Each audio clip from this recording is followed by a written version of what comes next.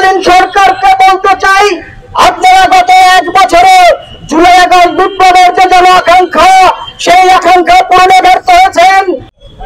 শেখ হাসিনা সরকার এদেশের ছাত্র সমাজ, এদেশের জনগণের বুকে, নিরস্ত্র জনগণের বুকে যে গুলি চালিয়েছে, তার প্রতিশোধ নেওয়ার জন্য, তার বিচার করার জন্য আমরা গণঅভ্যুত্থানকে সফল করেছি।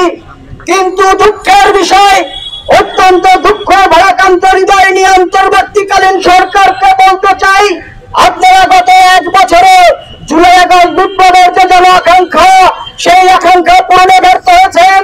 আপনারা স্বৈরাচার ফ্যাসিস্ট কর্তৃত্ববাদী আওয়ামী মাফিয়া সরকারের যে গুন্ডা পান্ডা সন্ত্রাসীরা ছিল, তাদেরকে গ্রেপ্তার করতে ব্যর্থ হয়েছেন, তাদের কার্যকর বিচার করতে ব্যর্থ হয়েছেন।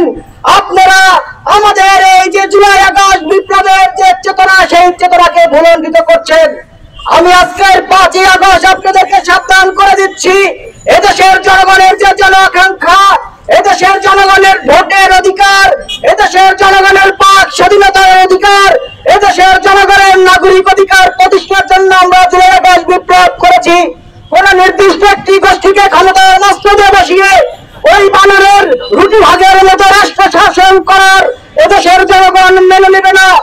আজকের 5ই আগস্ট বিপ্লবের 1 বছর পরে আমরা একটি সাম্যের বাংলাদেশ চেয়েছি, আমরা দুর্নীতি মুক্ত বাংলাদেশ চেয়েছি, আমরা অনিয়ম মুক্ত বাংলাদেশ চেয়েছি। কিন্তু দুঃখজনক, আমরা সেই দুর্নীতি মুক্ত বাংলাদেশ এখনো গড়ে তুলতে পারিনি।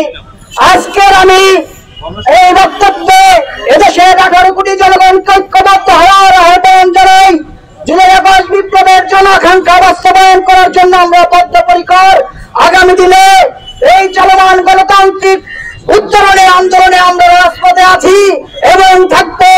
বাংলাদেশ জিন্দাবাদ, ইনকিলাব জিন্দাবাদ। মেহনতি মানুষের মুক্তির মিছিলে আমরা আছি, থাকবো ইনশাআল্লাহ।